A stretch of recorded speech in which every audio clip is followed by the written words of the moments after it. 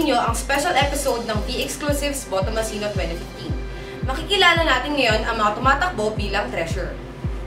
Ang una ay isang first-year marketing management major na naging member ng Legislative Board sa Commerce.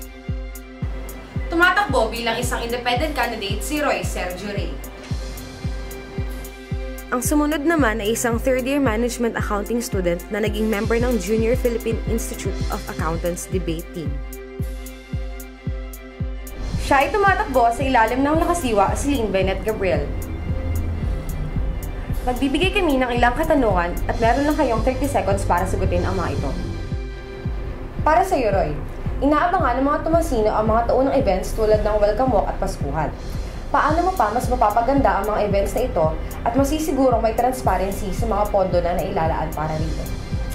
Alam naman po natin na memorable po sa mga estudyante yung welcome walk. So para po sa akin, kailangan paghandaan ng Central Student Council yung mga gagawin nilang hakbang para mapaganda po at maging memorable sa mga first year students yung welcome walk.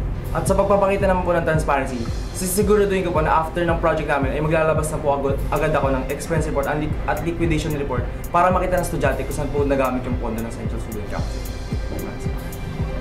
Thank you, Roy. Para sa iyo, Lynn. Para sa akin po ay para mas mapaghandaan ito at dapat may proper planning, dumaan sa proper planning at kumuha ng maraming sponsors para mas marami at mas masaya ang welcome walk, ang Paskuhan ng mga annual events. At para sa transparency, lagi naman po, duty po ng isang treasurer ang maglabas ng expense report at liquidation kasama ang auditor. Salamat po. Ikaw naman, Lynn. Anong salawin mo ukol sa tuition hike? At saan sa tingin mo dapat mapunta ang pinakamalaking porsyento ng pondo? Para sa akin po ay, ang tuition fee hike, kung sakali po ay, syempre, against po. Pero kung it was reasonably justified, yun po, dun pa lang po kami pwedeng magkompromiso. Pero, yung tuition fee increase, kung sakali, ang pinakamalaking porsyento po sa ating mga guro, para mas motivate rin po sila na mas gawin yung best nila. Kasi, para matulungan na rin sila. Time's up. Thank you, Lynn. Para sa'yo naman, Roy. Ako po, sangayon po ako sa tuition hike. As long as na-justify po at reasonable naman po yung pagtaas. And for me po, gusto ko po sana mapunta yung pinakamataas na porsyento sa mga matrikula sana para may magagamit yung estudyante sa mga pag-aaral nila. Thank you, Roy. Sa iyong opinion, Roy, dapat bang taong-taong nagtataas ang tuition fee? Hindi naman po natin maiiwasan na tumaas sa mga bilihin. Kasabay po nito, hindi natin maiiwasan ang pagtaas sa matrikula. Sa akin po, okay lang na magtaas ang tuition fee kada taon, pero po, hindi siya ganoon kataas at na-justify at reasonable naman po yung pagtaas. At sana rin po, mas mataas pa rin po ang inflation rate kumpara sa pagtaas ng tuition fee. Salamat, Roy. At ikaw naman, Lynn. Para sa akin po, kung ito po ay reasonably justified and yun po, kung ipapakita sa bawat estudyante, sa bawat Tomasino, kung saan nga ba napupunta ang bawat piso, yun po, okay po. Pero habang wala pa po, wag po sana. At wag naman po. Tapos, yun po. Salamat, Lynn. Ngayon naman, Lynn, meron tayong tanong mula kay @CamilleST_ galing sa Twitter. Paano pag hindi ka nanalo? Gagawa ka pa rin ba ng paraan para magkaroon ng magandang pagbabago sa UST?